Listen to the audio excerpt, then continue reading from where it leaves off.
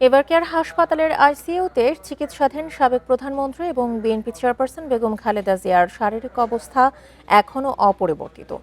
শরীরে গুরুতর ইনফেকশনের কারণে তাকে উন্নত অ্যান্টিবায়োটিক ও অ্যান্টিফাঙ্গাল চিকিৎসা দেওয়া হচ্ছে।